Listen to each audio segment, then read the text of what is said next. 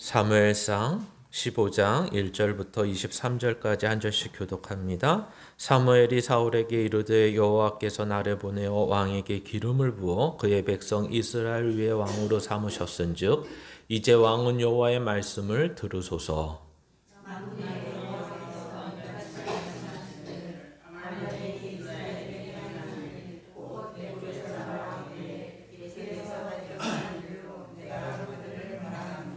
지금 가서 아말렉을 쳐서 그들의 모든 소유를 남기지 말고 진멸하되 남녀와 소아와 젖먹는 아이와 우양과 낙타와 나귀를 죽이라 하셨나이다 하니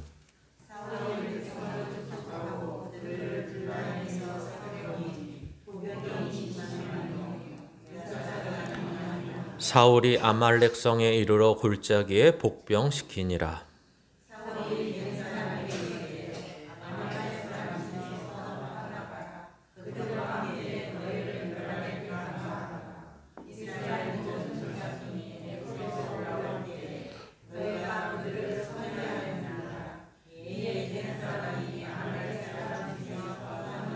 사울이 하웰라에서부터 애굽 앞에 이르기까지 아말렉 사람을 치고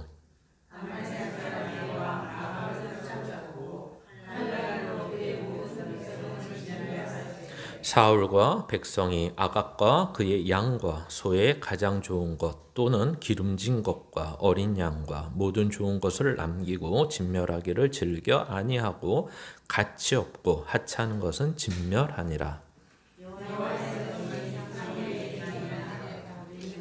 내가 사울을 왕으로 세운 것을 후회하노니 그가 돌이켜서 나를 따르지 아니하며 내 명령을 행하지 아니하였습니다. 하신지라. 사무엘이 근심하여 온 밤을 여호와께 부르짖으니라.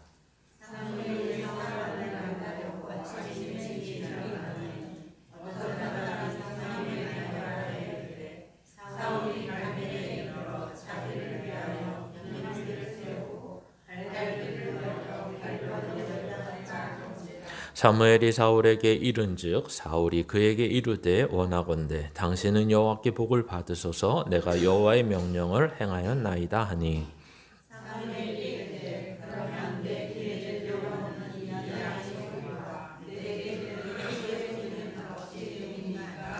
사울이 이르되 그것은 무리가 아말렉 사람에게서 끌어온 것인데 백성이 당신의 하나님 여호와께 제사하려 하여 양들과 소들 중에서 가장 좋은 것을 남기며 그 외의 것은 우리가 진멸하였나이다 하는지라.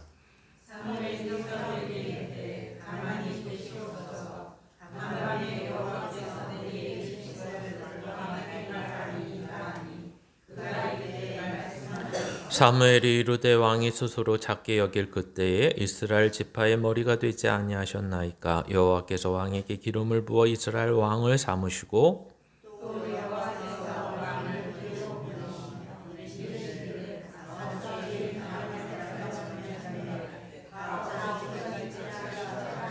어찌하여 왕이 여호와의 목소리를 청종하지 아니하고 탈취하기에만 급하여 여호와께서 악하게 여기시는 일을 행하였나이까.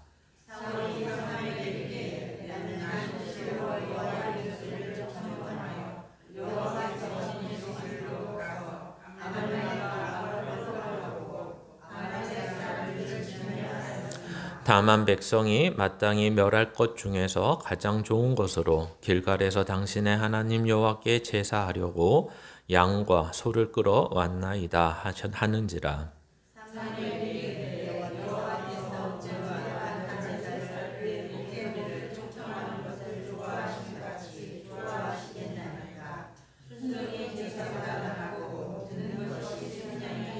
같이 읽습니다. 이는 거역하는 것은 점치는 죄와 같고 완고한 것은 사신 우상에게 절하는 죄와 같음이라. 왕이 여호와의 말씀을 버렸으므로 여호와께서도 왕을 버려 왕이 되지 못하게 하셨나이다 하니. 아멘. 오늘 말씀의 제목은 계속해서 이어지는 사울의 불순종 세 번째 이야기입니다. 우리는 이 말씀을 생각해 볼 때 먼저 기억하셔야 되고 생각하셔야 되는 건 하나님은 무조건적인 순종을 원하시나입니다. 우리가 순종한다는 게 이렇게 뭐 만만치 않은 것입니다. 어느 때는 그 순종을 가르쳐야 되죠. 뭐 요번 같이 감사의 내용을 적어서 내라 그랬더니 어디 공동체나 마찬가지 안 하는 사람들이 꼭 있습니다. 왜 안 할까? 그것은 둘 중에 하나죠.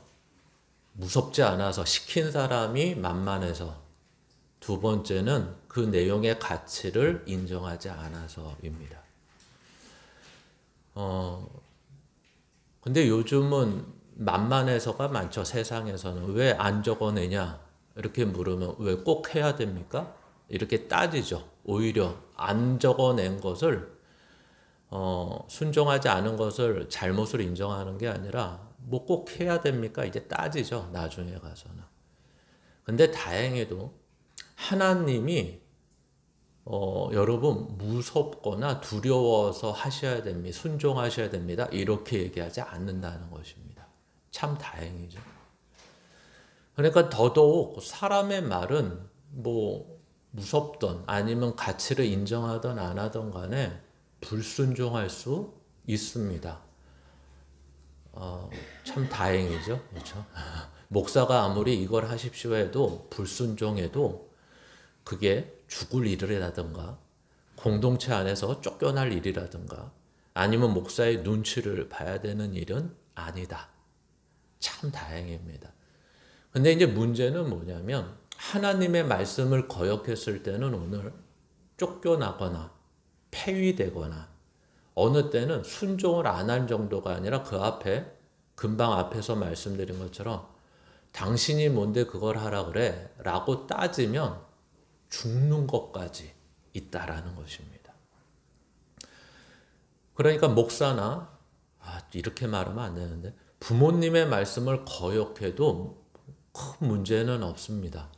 그러나 하나님의 말씀을 거역하거나 금방 말씀드린 대로 대적하면 거기에 대한 저주와 벌과 목숨은 굉장히 치명적이라는 것을 오늘 말씀하고 있는 것입니다. 근데 이제 하나 또 이렇게 겁을 다 주고 나서 위로의 말씀은 이렇게 사울 왕도 오늘 하나님의 말씀에 불순종하여 폐위는 당하지만 그 폐위가 즉각적이지 않다라는 것입니다.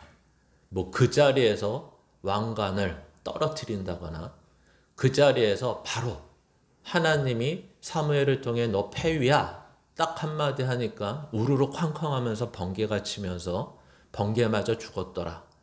이러지 않는다는 것입니다. 분명히 사무엘은 하나님의 말씀을 정해서 너 폐위당했어 라고 해도 우리가 알다시피 이 폐위까지 되는데 물러나는데 아니 죽는 데까지는 꽤 오랜 시간이 걸린다. 이것이 또한 우리에게 어떻게 보면 위로 아닌 위로죠.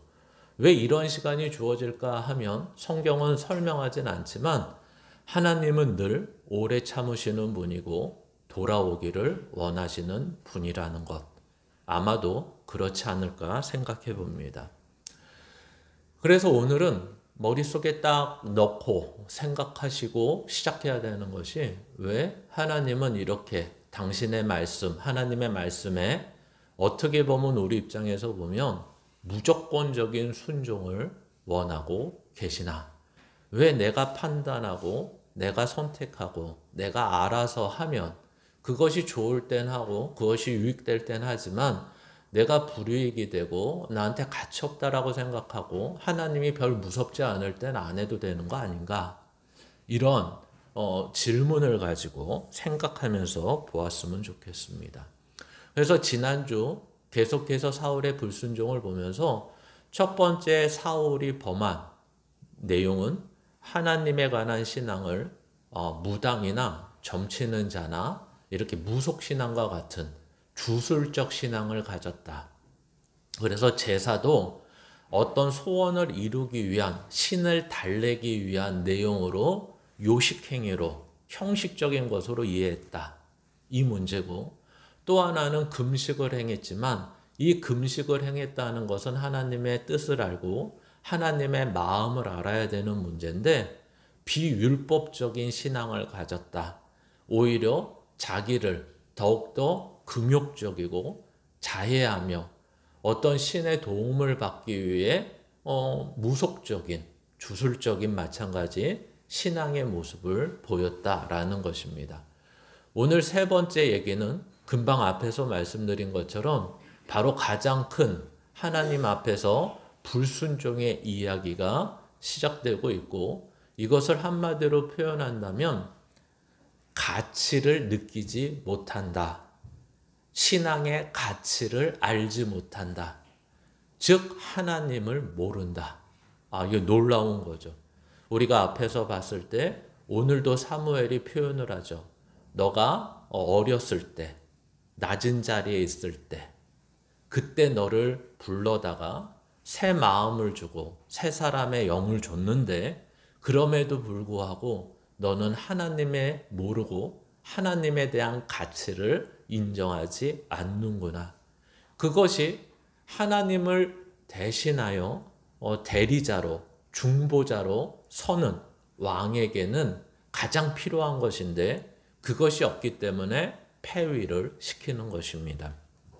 그래서 오늘 내용으로 들어가시면 전에도 계속 말씀드렸지만 이스라엘이 누구를 공격하여서 먼 선제 공격을 해서 어떤 영토를 빼앗거나 침략하여서 어떤 수확물을 빼앗는 경우는 없습니다. 그 없는 이유는 하나님이 그들의 아버지시고 하나님이 그들의 공급자이기 때문에 그렇습니다. 그러나 오늘 본문을 보면 아말렉이 쳐들어왔다 이런 말도 없고 그냥 무작정 사무엘을 통해 아말렉을 진멸하라 이렇게 말을 하고 있죠.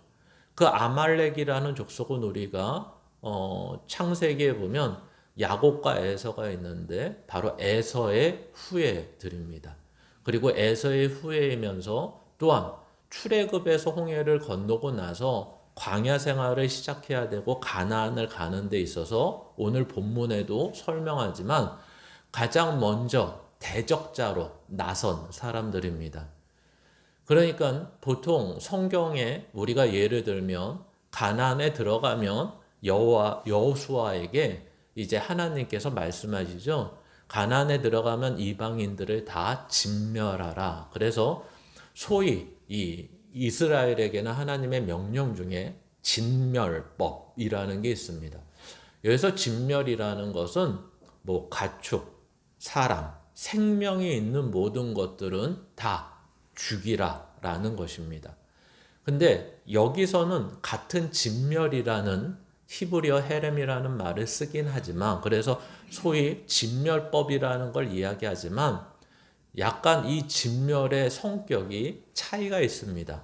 즉 다시 말하면 여호수아 보고 가나안에 들어가서 다 진멸하라 라는 것은 이 가나안이 하나님의 나라이기 때문에 그 안에는 죄가 있으면 안 된다. 오직 거룩함이 있어야 된다. 이방인의 죄성이 남아있으면 안 된다. 이런 거룩함이라는 측면에서 진멸하라 라는 거지만 오늘 이렇게 아말렉을 진멸하라는 것은 금방 앞에서 말씀드린 것처럼 출애굽을 하면서 이제 하나님이 이스라엘 백성들을 가나안으로 이제 인도하는 것입니다. 그래서 그 은혜의 첫발을 디디는 것이고 이제 하나님의 통치의 나라로 들어가는 이 길이 되는 거죠. 그때 아말렉은 아마 이 사실은 몰랐던 것 같습니다. 그렇죠? 하나님이라는 신이 이스라엘이라는 백성을 구원하여 자기의 나라로 들어가게 하는 일을 하고 있구나. 야, 저거는 건들면 안 되겠다. 이런 생각을 할 수도 없고 하지도 못했지만 분명히 하나님은 그렇게 인도를 하고 계셨지만 아말렉은 단순하게 애굽에서 종로로 타던 사람들의 수십만 명이 수백만 명이 저렇게 광야길을 가면서 처음에는 뭘 가지고 나왔죠? 눈에 보이는 것들은 가축들을 가지고 나오고 어느 정도 먹을 것을 싣고 오는 모습들을 보면서 다시 말하면 아말렉은 노략질 정도를 하기 위해서 이 이스라엘의 광야길을 정면에서 막았던 것입니다.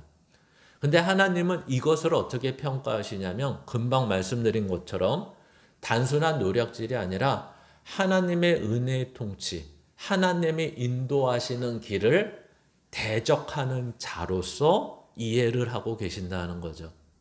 그러니까 아무리 아말렉이 하나님 저희는 그런 의도가 없이 그냥 배고파서 이스라엘 백성들이 가지고 나온 가축과 쌀을 조금 노력하기 위해서 훔치기 위해서 그들을 대적했을 뿐이지 하나님을 대적하진 않았습니다.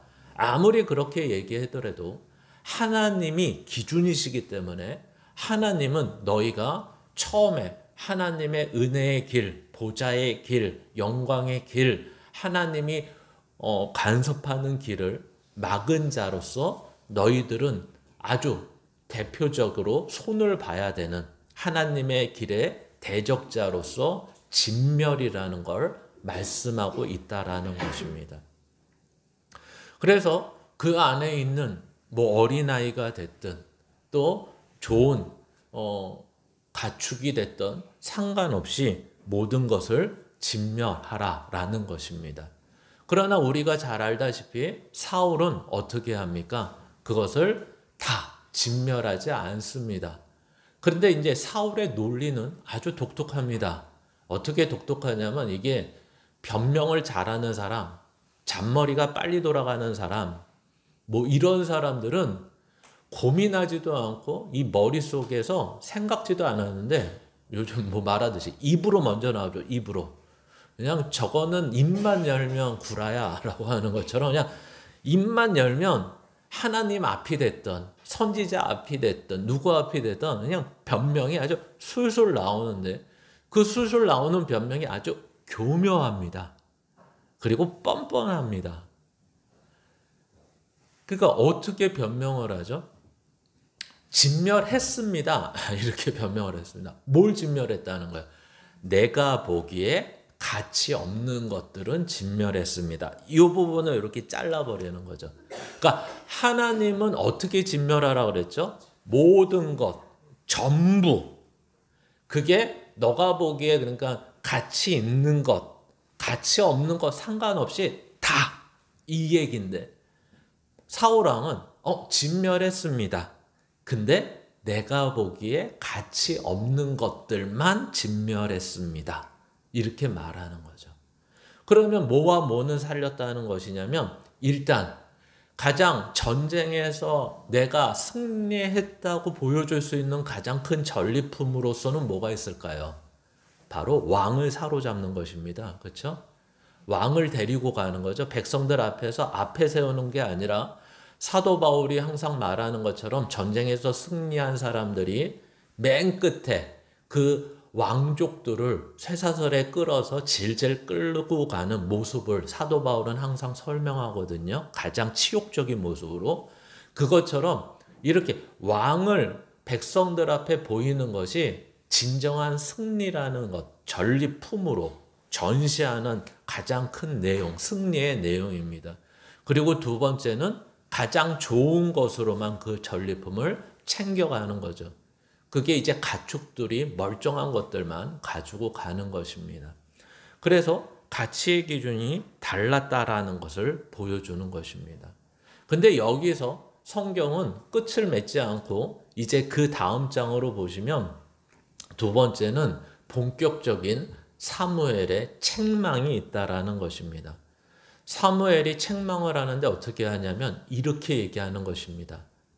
야, 너의 그 교묘함과 너의 기준과 너의 그 뻔뻔함 그리고 너의 불순종은 어느 정도로 기가 막히고 어느 정도로 이 마음이 아프냐면 두 가지로 설명하는 것입니다.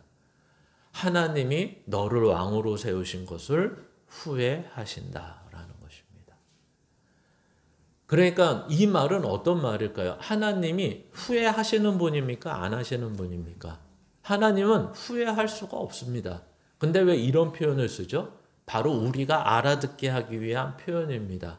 마치 요즘 부모님은 그렇게 자식이 상처받을까 봐 아예 말도 조심하셔야 되지만 옛날 부모님들은 애가 하도 속색이면 뭐라고 얘기하죠? 야, 너 같은 거 낳고 내가 미역국 먹은 게 후회된다. 뭐, 너 같은 거 낳고 참 내가 왜 널 낳았는지 모르겠다. 이 자식이 상처를 받든 말든 이제 자기의 말을 이렇게 쏟아내시는 부모님들이 많았잖아요. 근데 그렇게 쏟아낸 게 이게 진심일까요? 야, 내가 저거 낳았을 때 알아보고 이렇게 뒤집어 놨어야 되는데 막 이런 말들이 이게 진심일까요? 너무 속상해서 하는 말일까요? 나중에 그때는 자식들이 어떻게 됐냐면, 야, 저 우리 엄마가 아닌가 보다. 어떻게 자식한테 저런 얘기를 하지? 라고 하다가 나중에 커서 부모가 돼서 자식 속삭이는 자식을 키우다 보면 그 부모의 심정이라는 걸 알지 않습니까? 그게 진짜 죽이고 싶다. 널 낳은 걸 진짜 후회한다가 아니라 그만큼 속상하다라는 표현을 그때는 뭐 여러 가지 이유로 인해서 표현을 그렇게 할 수밖에 없는 처지에 있었던 거죠.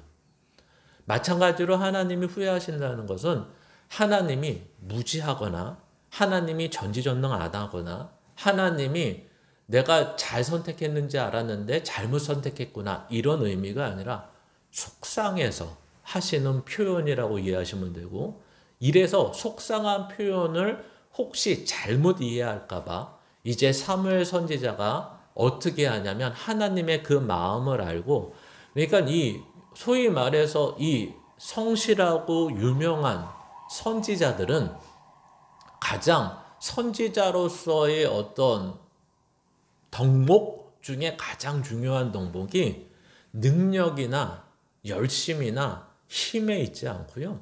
그 하나님의 마음을 아는 것에 있는 것 같습니다.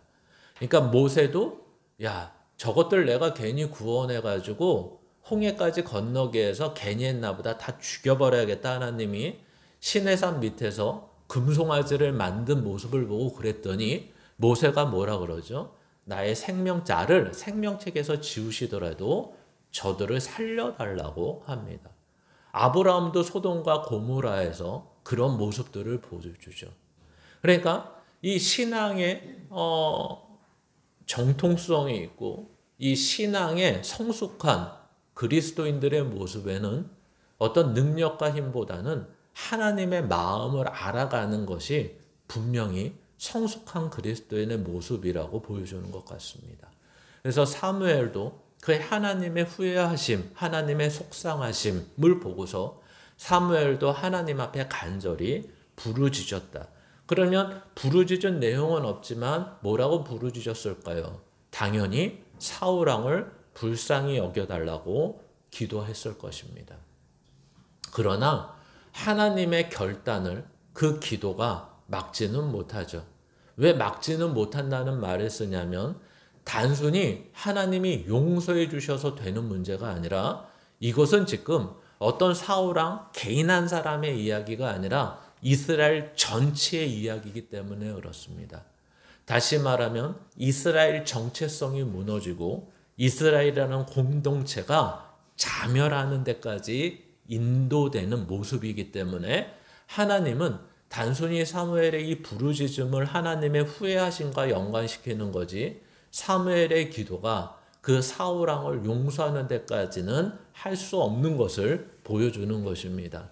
그러니까 사울 왕은 지금 이렇게 극박하고 자기가 폐위되고 자기의 인생에서 하나님을 모르는 데까지 믿음 없음에까지 가는데도 불구하고 거기에 대한 뭐는 없죠? 조바심이나 거기에 대한 낙심이나 거기에 대한 어떤 하나님을 알기 위한 내용이 믿음의 내용이 전혀 없음을 성경은 또 하나 표현을 합니다. 그게 뭐냐면 아말렉을 가서 승리를 했는데 그 승리한 거에 대해서 손을 높이 올렸다. 또는 기념비를 세웠다. 또는 승전비를 세웠다라는 것입니다. 그러니까 그 싸움의 진정한 승자는 누구라고 얘기하는 거죠? 자기 자신이라고 얘기를 하는 것입니다. 그리고 아까 이미 말씀드린 그러한 모습 속에서 사무엘이 책망을 하는 거죠. 그랬더니 뭐라고 얘기하냐면 나는 여호와의 명령을 따랐습니다. 아주 얼굴에 철판을 까던 것처럼 뻔뻔하게 이야기하는 것입니다. 그래서 이러한 뻔뻔한 사람에게 사무엘은 그래 너 그렇게 살다 죽어라 이렇게 얘기하지 않고 거기에 대한 책망의 내용을 설명하는 것입니다. 첫 번째는 너가 지금 진멸했다라는 것은 아까 이미 말씀드린 것처럼 너가 보기에 가치 없는 것을 진멸한 거지 하나님이 말씀하신 아각 왕을 죽이고 또 나머지 건강하다고 생각하는 가축들도 다 죽이는 것이 하나님의 뜻이었다라고 분명히 얘기하고 있고 그러나 이 사울왕은 거기에 대해서 거짓말을 하나 더 못했는데 아각 왕을 죽이지 않은 것은 나의 이러한 승리를 위해서고 승리를 했다는 걸 보여주기 위해서지만 이 가축들을 내가 가지고 가는 것은 우리가 잘 아는 표현으로 먼저는 백성들이 원했다는 것이고 두 번째는 이것을 제사를 지내기 위해서 하나님 앞에 좋은 것으로 제사를 지내기 위해서 그랬다라고 말하는 것입니다. 그러나 사무엘은 책망을 할 때 뭐라고 얘기하죠? 거기에 대해서 너는 탈취하는 데만 급급했다라고 얘기합니다. 그러니까 너가 아무리 변명을 이렇게 얘기하고 저렇게 얘기해도 너의 마음은 내가 다 보여 이렇게 얘기하는 거죠. 사람을 말로 이렇게 장난하고 말로 변명하여 뒤집으려고 하지 마 이런 것입니다. 그러니까 우리는 이 잔머리, JQ가 높은 아이들을 상대하면 항상 이런 거가 힘든 거죠. 그렇죠? 항상 말장난을 합니다. 이건 했는데 이거 하지 마 그랬는데 안 했대. 그리고 그런데 했어. 그래서 이건 왜 했냐 그러면 이건 안 했다고만 주장하는 거죠. 이런 식으로 말장난을 하는데 문제는 이게 말장난으로 끝나지 않고 또 그때 즉각적이고 하루 만의 문제가 아니라 결국은 사울왕이 갖고 있는 가치, 사울왕이 갖고 있는 믿음의 내용을 표현하고 있다라는 것입니다. 그래서 결국은 이 변명이 다 제사하기 위함이고 진멸을 했는데 나머지는 그랬다라고 말하는 것입니다. 그랬더니 이제 사무엘이 거기에 대한 판결처럼 얘기하죠. 지금 너가 그렇게 한 건 뭐냐 하면 순종이 제사보다 낫다. 너 제사 지내기 위해서 그랬다며. 그런데 그 제사라는 것도 순종이라는 게 포함이 되고 내용이 돼야 되지. 제사라는 게 숫양의 기름으로만 되는 게 아니야. 이렇게 얘기하는 거죠. 제사의 형식은 가축이라는 게 필요하지만 그 가축이라는 것 안에는 뭐가 포함이 돼야 되냐면 순종이라는 게 포함이 돼. 그러니까 마치 이렇게 말하는 거죠. 야, 예배를 드릴 때는 예배라는 거 하나님 앞에 와서 예배 드리는 것 그런 행위도 중요하지만 그런 행위 안에는 뭐가 들어가 있어야 되냐면 순종도 들어가 있어야 되고 찬양도 들어가 있어야 되고 거기 형식에 맞는 내용도 성실함이 들어가야 되고 하나님을 인정하는 것도 들어가야 되고 등등등 그 요소를 말하는 것입니다. 근데 문제는 그 안에 내용이 없고 형식만 있으면 이거는 그냥 몸만 왔다 가는 거야. 너 하나님 앞에 왔는데 헌금을 안 해? 그럼 우리는 왜 돈을 꼭 내야 되죠? 아니, 돈 내는 게 아니야. 성경은 그렇게 얘기하는 것입니다. 그럼 헌금이 뭔데요? 라고 했을 때 너가 헌금에 대한 이해가 없어서 그래. 헌금이라는 것은 하나님 앞에 드리는 건 맞는데 왜 드리는 게 중요한 거죠. 그 드린다는 게 1,000원이 될 수도 있고 10만 원이 될 수도 있고 100만 원이 될 수도 있는데 금액이 문제가 아니라 이 드림은 뭐가 포함이 돼야 되는 거죠? 억지로 드리지 않는다. 그리고 믿음으로 드려야 된다. 그러면 그 믿음의 내용이 뭐가 돼야 될까요? 하나님이 나의 구주가 되시고 그 구주가 되시는 하나님이 나를 구원하셔서 나를 나중에 이제 더 말씀드릴 생명과 진리 가운데로 인도하시고 마지막 날에는 천국으로 나를 하나님의 나라로 부르신다. 그리고 이 가운데서 하나님은 어떠한 상황에서도 한 번 부르신 나를, 구원하신 나를 어떤 상황에서도 구원에 이르게 하시고 그 생명과 진리로 채워주시며 어떤 고난이 있든 어떤 기쁨이 있든 그것이 상관없이 나를 하나님의 손으로 이끌어 주시는 하나님이다라는 믿음이 바로 헌금이라는 것으로 드려지는 것입니다. 그러니까 헌금은 이런 의미로 드려지는 거죠. 그러니까 마치 예수님께서 부자가 드린 헌금, 가난한 과부가 드린 헌금을 돈을 비교하시는 것이 아니라 그 내용을 비교를 하시죠. 저 부자가 드린 헌금은 헌금이 아니었다. 저 가난한 자가 드린 헌금은 두 렙돈이었지만 200원이었지만 헌금이었다. 이렇게 얘기하는 것입니다. 그 내용이 채워지지 않으면 어떻게 되는 거죠? 하나님은 의미가 없다고 얘기하는, 가치가 없다고 얘기하는 것입니다. 그러면 나는 믿음이 없어서 헌금을 안 해도 되겠네? 예, 안 하셔도 됩니다. 하나님이 돈이 필요하셔서 헌금을 하라고 하지 않습니다. 돈은 우리가 필요하죠. 이때 상황에 살아야 되니까. 그러니까 하나님 앞에 1차적으로 드려지는 것이, 그러니까 이 헌금이 단순히 헌금을 하시라 이런 마음으로 헌금을 하시라는 게 아니라 이게 뭐라고 지금 말씀드리는 거죠? 예배다. 이렇게. 하나님을 하나님으로 대접하는 내용 중에 하나다. 그러니까 이런 것도 거짓말이다 이렇게 얘기하는 거예요. 저는 마음은 있는데 이게 없어요. 아니 아까 말했잖아요. 200원을 드려도 하나님이 헌금으로 받으시고 200만 원을 드려도 헌금으로 안 받으신다니까요.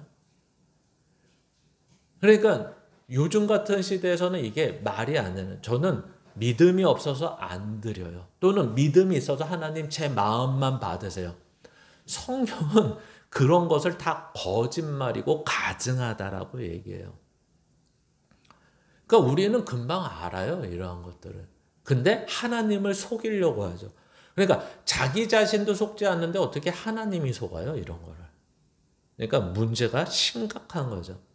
그러니까 이거는 그냥 꽝인 거예요, 꽝. 뭐 마음은 있는데 돈이 없어서. 마음은 있는데 마음은 없는데 그래도 하나님 앞에 왔는데 어떻게 그냥 옵니까? 이 둘 다 문제가 된다는 거죠. 이게 다 온전한 예배의 내용과 형식이 안 된다고 표현하는 것입니다. 마치 순종과 제사가 그런 내용입니다.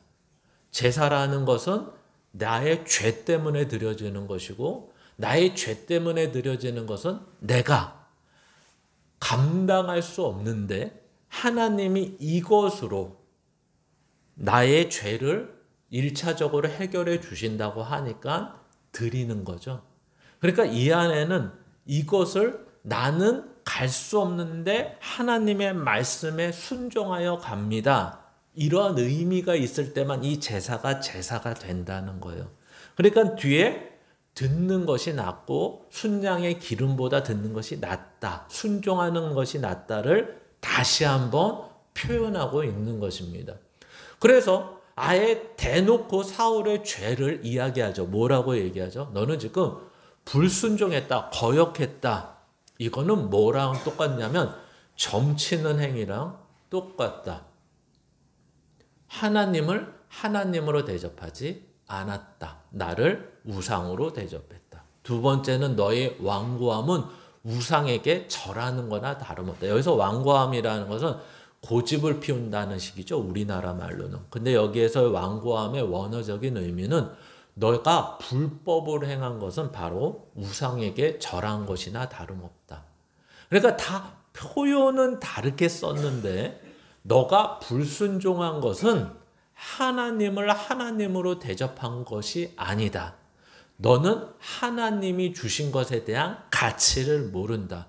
너는 너 눈에 좋아 보이는 것만 가치라고 이야기한다. 하나님은 그것을 인정하지 않는다. 이렇게 얘기하는 것입니다. 그러니까 신앙이라는 게 우리의 쉬운 말로 얘기하면 이렇게 되는 거죠. 거기에 대해 순종하기를 원하십니까? 그 순종하기를 원하신다는 말, 그 순종이라는 행위가 들어가려면 이게 더 가치가 있습니다. 이렇게 될 때만 온전한 순종이 된다는 거죠. 근데 이거는 참 어려운 말입니다. 왜 어렵냐면 인간은 이것이 온전한 가치와 이것이 더 유익됨을 실제는 많은 것에서 모른다라는 것입니다. 그러니까 우리는 여기에서 뭐라는 말이 섞일 수밖에 없냐면 무조건적인 순종이라는 게 들어갈 수밖에 없다라는 거죠. 왜 이렇게 됐을까요? 죄가 이렇게 맞는 겁니다. 그러니까 아이들을 우리가 키우다 보면 뭐 이렇게 선택의 여지가 많은 건 상관이 없는데 이런 거 뭐 씻쳐라, 잠자라, 먹어라 이런 것은 순종할까요? 말아도 될까요? 이게 선택일까요? 선택이 아니죠. 그러니까 하나님 앞에 무조건적이라는 말을 쓸 수 있는 이유가 바로 이것 때문입니다. 요즘은 예를 들어서 너 공부할래? 기술 배울래? 너 공부할래? 너 좋은 거 할래? 너 공부할래? 뭐 할래? 근데 이런 건 안 되잖아요, 선택이. 너 공부할래? 놀래? 이건 선택이 안 되잖아요. 무엇인가 해야 되잖아요.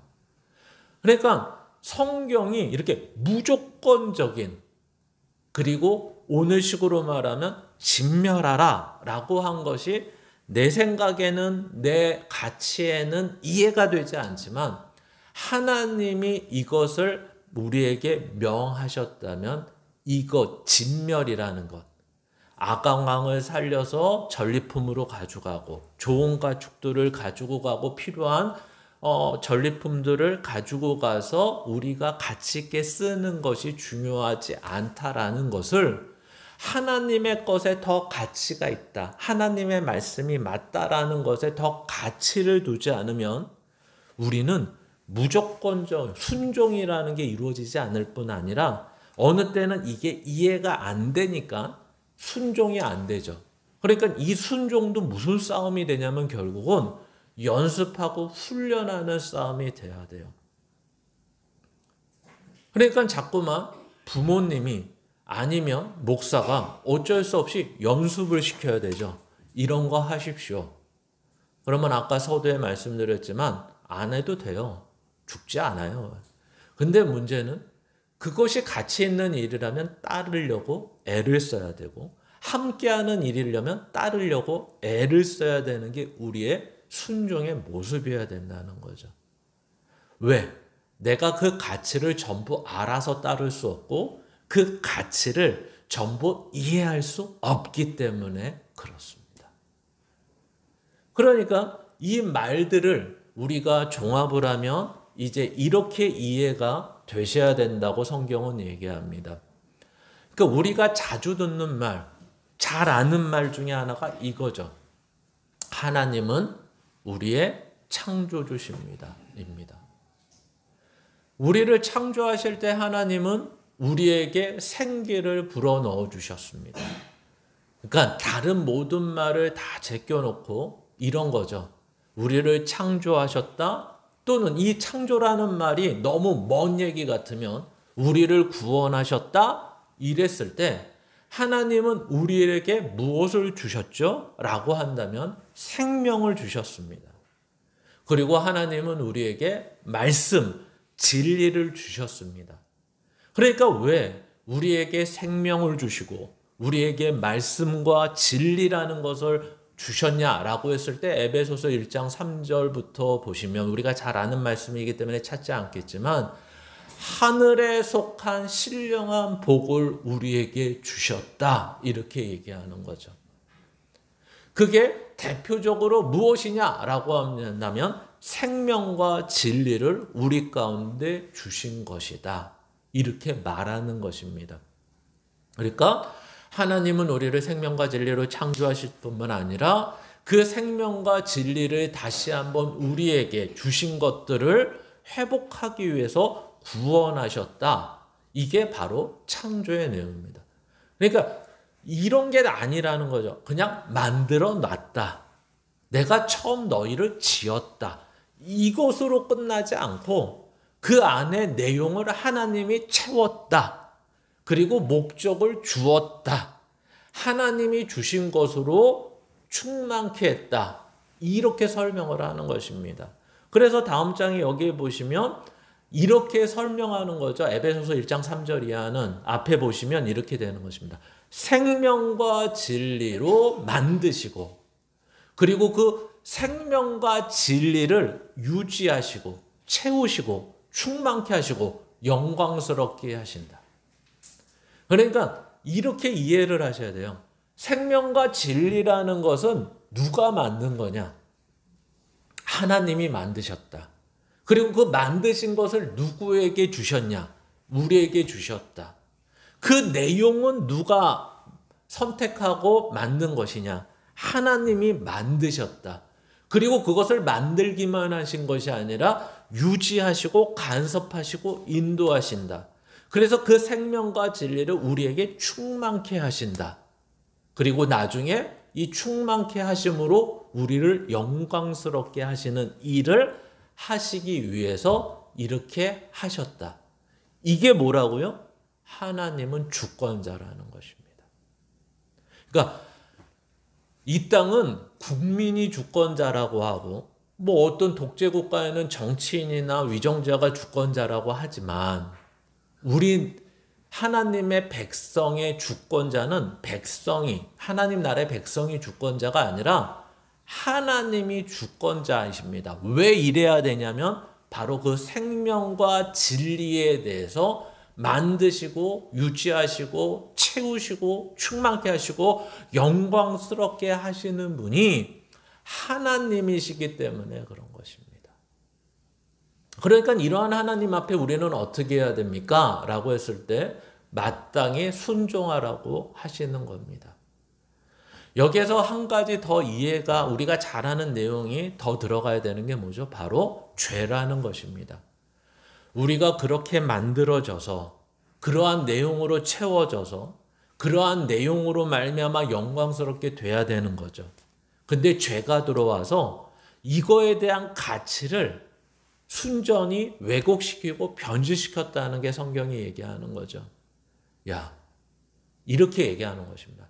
야, 생명은 이 땅에서 살고 죽는 걸 말해. 이렇게 변질시키는 거예요. 너 하나님이 밥 먹여줘? 너 돈이 있어야지 살아? 하나님이 있어야지 살아? 이렇게 물으면 당연히 우리는 뭐라고 대답하냐면 돈이 있어야지 살아. 이렇게 얘기하는 것입니다. 근데 돈이 있어도 죽습니다. 그렇죠? 안 죽으실 것 같습니까? 돈이 있으면? 그러니까 이거는 거짓말일까요? 참말일까요? 돈이 있어야지 살아. 거짓말일까요? 참말일까요? 네. 지금 거짓말이라고 하셨어요. 그죠? 사단은, 죄는 이렇게 거짓말장애입니다.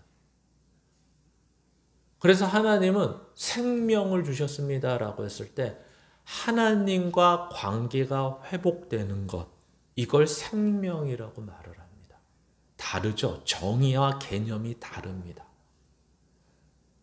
이 땅에서 돈이 없어서 쌀을 못 사서 빵을 못 사 먹어서 라면을 못 사 먹어서 죽을 수 있습니다.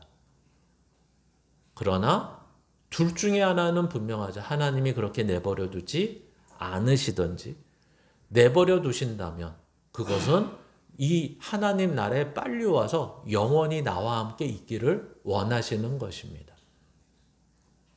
그러니까 우리는 무엇이 있지 않으면 홀딱 넘어갈 수밖에 없죠. 믿음이 있지 않으면. 그 믿음은 보이지 않는 것입니다. 믿으면 하나님이 돈을 주시는 게 아니라 믿으면 그 소망을 주시고, 믿으면 사랑을 주시고, 믿으면 생명과 진리 안에서 깨닫게 하시는 일을 하십니다. 그러니까 우리는 믿으면 하나님이 돈을 주실 거라고 생각하는 것도 거짓말이죠. 가끔 주시기도 합니다. 그러나 그것이 하나님이 주시는 것의 전부라든가 믿으면 주시는 공식이 되지는 않습니다. 그래서 우리는 무조건적인 순종은 아까 이미 말씀드린 것처럼 우리가 다 이해하지 못했기 때문에 우리는 그 하나님의 말씀을 따라 살기를 애쓰셔야 됩니다. 그러니까 서두에 말씀드린 것처럼 이 무조건적인 마땅히 순종해야 되는 이유는 하나님의 말씀을 우리가 판단하거나 그래서 판단해서 이해를 해서가 아니라 또는 하나님이 무서워서가 아니라 우리는 하나님이 말씀하신 거는 가치가 있어. 하나님이 말씀하신 건 생명이야. 하나님이 말씀하신 건 진리야. 이런 믿음 안에서 순종하게 돼 있는 것입니다. 그러니까 성경은 이렇게 얘기하는 거죠. 너 왜 하나님 말씀에 순종하지 않아? 라고 말하면 대답은 성경이 말하는 대답은 너가 믿음이 없어서 그래. 이렇게 얘기하죠. 너 왜 하나님의 말씀에 순종하지 않아? 라고 했을 때 우리의 대답은 저 순종했는데요. 어떤 것만 순종했죠? 사울 보니까 내가 이해하고 가치 있다고 생각하는 것만 순종을 합니다. 아니요. 성경은 그렇게 순종하지 말랍니다. 오직 하나님의 말씀이 우리에게 주어지고 깨달아지고 분별해지고 정확한 해석이 있으면, 그죠? 이게 중요하죠, 문제는. 이 글이라는 것은 문자적인 이해로만 되지 않는다는 것입니다. 그러니까 올바른 말씀의 이해가 없으면 그 해석과 이해로 인해서 어떻게 되죠? 어떤 사람은 이단으로 가는 거죠. 어떤 사람은 자기 멋대로 사는 거죠. 어떤 사람은 자기가 판단해서 사는 거죠. 우리는 여기에 대해서 몸부림치는 것을 성경은 믿음의 선한 싸움이라고 얘기하는 것입니다. 하나님 도대체 하나님은 이렇게 순종하라고 하시고 이렇게 살아가라 하시고 이렇게 말씀하시는데 저는 이 현실에서 어떻게 해야 됩니까? 그냥 문자적으로 이렇게 해야 됩니까? 아니면 누군가 설명한 그 이해를 가지고 이렇게 해야 됩니까? 아니면 어떻게 해야 됩니까? 하나님 말씀하여 주시옵소서. 그게 우리의 기도가 돼야 되는 거죠. 선택에 있어서 하나님 A로 갈까요? B로 갈까요? 그런 기도가 문제가 아니라 하나님의 뜻이 이거라면 내가 어떻게 순종해야 됩니까? 이게 우리의 고민이 되며 우리의 기도가 돼야 된다는 것입니다. 그래서 우리는 이러한 오직 하나님이 우리에게 주시는 하늘에 속한 신령한 복을 생명과 진리에 대하여 바로 보고 바로 이해하고 바로 깨달아서 마땅히 우리의 육신을 쳐서 하나님 말씀에 복종시키는 것을 날마다 애쓰고 힘쓰셔야 됩니다. 그러기 위해서는 먼저 말씀 위에 서셔야 되고 분별하셔야 되고 말씀으로 함께 자라가는 공동체 안에서 나누고 기도해야 됩니다. 오늘도 이런 사울왕이 놓치고 사울왕의 불순종을 통해서 우리에게 마땅한 순종을 원하시는 하나님, 그리고 이러한 순종만이 생명과 진리라는 것을 우리에게 주신 하나님 앞에 우리는 오늘 추수감사주일을 맞이해서 마땅히 감사할 수밖에 없다는 거죠. 아까 질문드린 것처럼 세상은 날마다 죄와 마귀의 거짓말에 속고 사는 것입니다. 근데 우리는 알고는 있고 갈등하며 사는 것입니다. 그러니까 정확히 얘기하죠. 순종하며 산다고 말하기는 어렵죠. 갈등하며 사는 것입니다. 그리고 순종의 길로 가시기 위해서 사는 것입니다. 이게 우리에게 감사할 수밖에 없는 인생이라는 것을 보여주는 것입니다. 그래서 오늘도 저와 여러분의 삶에 날마다 하나님의 말씀에 갈등하며 믿음의 선한 싸움을 하며 살아가시는 저와 여러분이 되시기를 주님의 이름으로 축원합니다. 기도하겠습니다. 하나님 아버지 감사합니다. 오늘도 하나님께서 우리 가운데 생명과 진리로 하염없이 우리를 은혜로 허락하여 주십니다. 오늘도 이 믿음 안에서 살 때 진정한 어느 때는 이해가 되고 어느 때는 마땅한 것으로 여겨 순종하게 하시고 어느 때는 이해는 됐지만 순종하기 어려운 것들을 내 육신을 쳐서 복종시키는 데까지 훈련하며 연습하는 우리가 될 수 있도록 인도하여 주시옵소서. 예수님의 이름으로 기도합니다. 아멘.